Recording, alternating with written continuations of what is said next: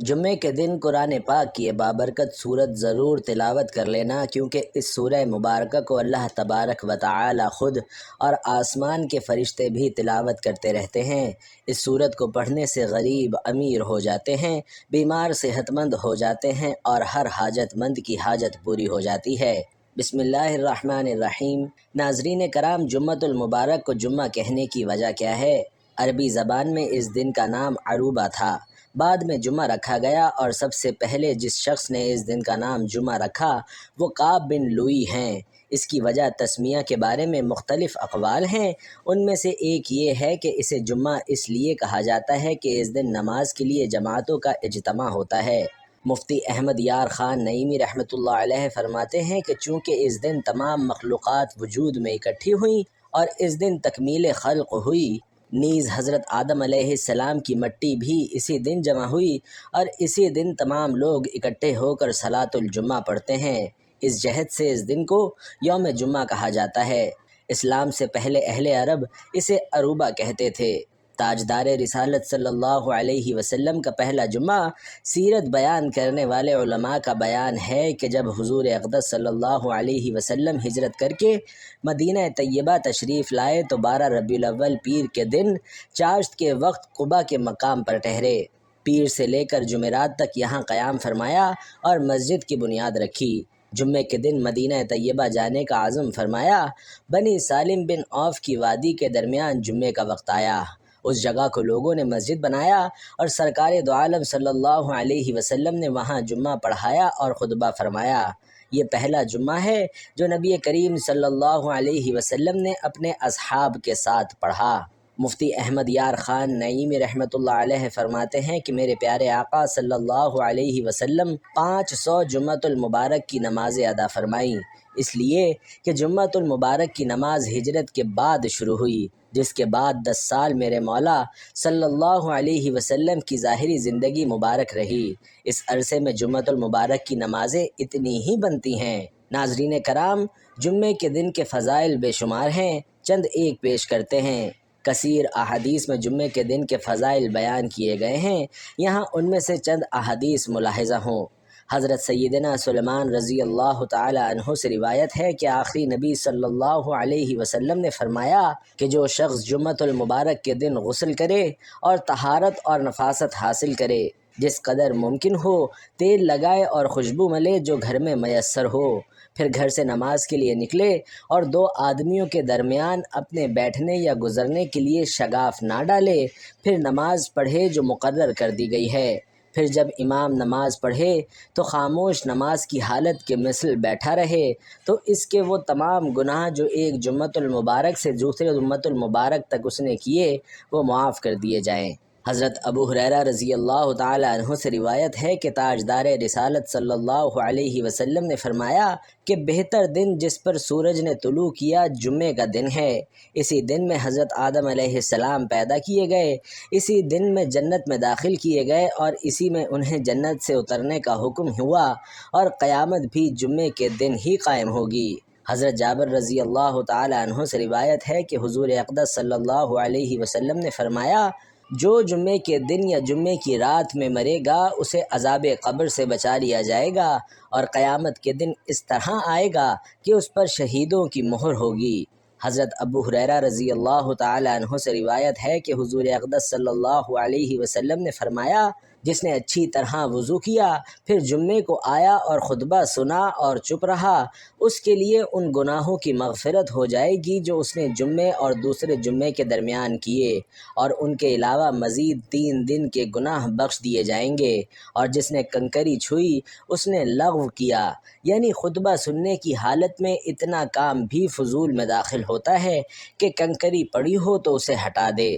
حضرت ابو سعید رضی اللہ تعالی عنہ روایت کرتے ہیں کہ رسول کریم صلی اللہ علیہ وسلم نے ارشاد فرمایا کہ 5 چیزیں جو ایک دن میں کرے گا اللہ پاک اسے جنتی لکھ دے گا۔ 1 جو مریض کو پوچھنے جائے، 2 جنازے میں حاضر ہو، 3 روزہ رکھے، 4 جمعے کو جائے، اور 5 غلام آزاد کرے۔ حضرت ابو درداء رضی اللہ تعالی عنہ سے روایت ہے کہ سید المرسلین صلی اللہ علیہ وسلم نے فرمایا کہ جمعے کے دن مجھ پر درود کی کثرت کرو کہ یہ دن مشہود ہے، اس میں فرشتے حاضر ہوتے ہیں اور مجھ پر جو درود پڑھے گا پیش کیا جائے گا۔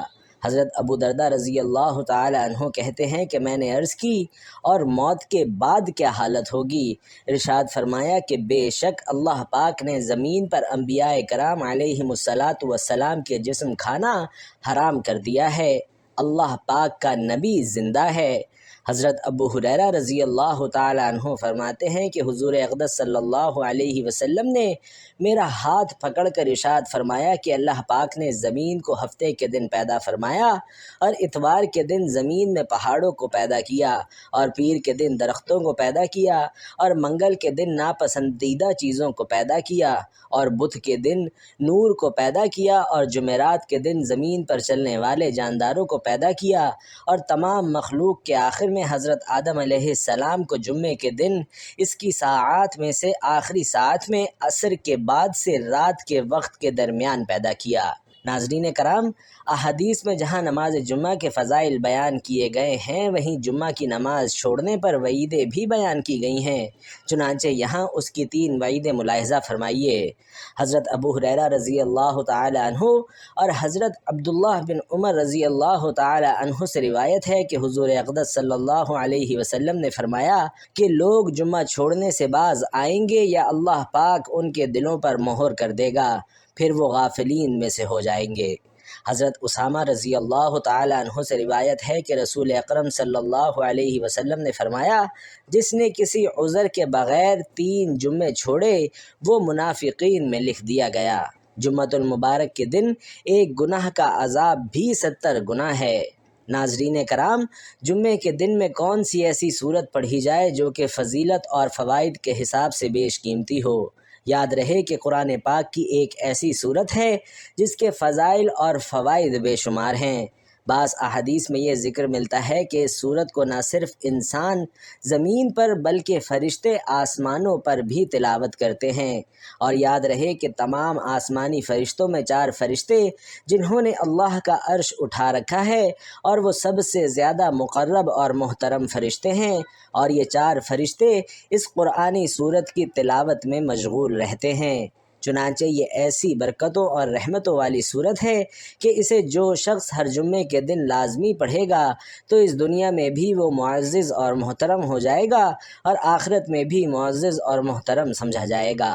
آسمان کے فرشتے بھی اس سورہ مبارکہ کی تلاوت کرنے والے کی عزت کرتے ہیں۔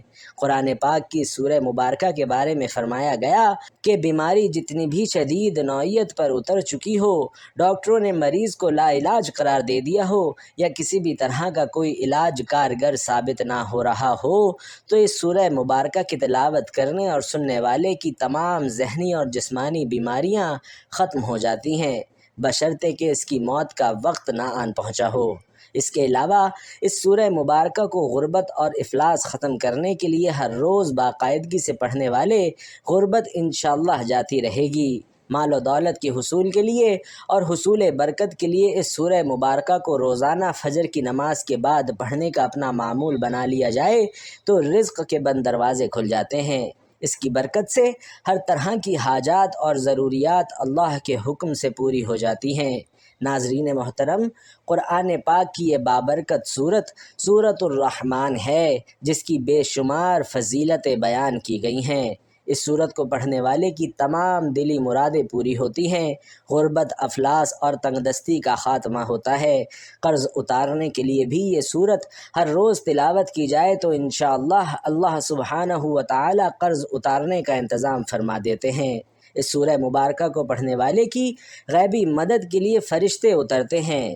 ناظرین محترم، سورہ رحمان کو اس حوالے سے بھی بہت بڑی فضیلت حاصل ہے کہ جتنے بھی دماغی اور ذہنی امراض کے مریض ہیں، اور یہ بات بار بار کے مشاہدات سے ثابت شدہ ہے کہ ایسے مریض جو کوما میں ہیں، فالج میں ہیں، جن کو بار بار دماغی دورے پڑتے ہیں، جن پر غشی کے دورے پڑتے ہیں الغرض ہر طرح کے دماغی اور جسمانی امراض کے لیے ہر روز 3 بار یعنی صبح، دوپہر اور شام اس سورہ مبارکہ کی تلاوت کر لی جائے، اور اگر مریض خود تلاوت نہیں کر سکتا تو اسے اس کی تلاوت دن میں 3 مرتبہ سنا دی جائے، تو اس تلاوت کی برکت سے چند ہی دنوں میں اس کی بیماری میں نمایاں کمی واقع ہونے لگتی ہے۔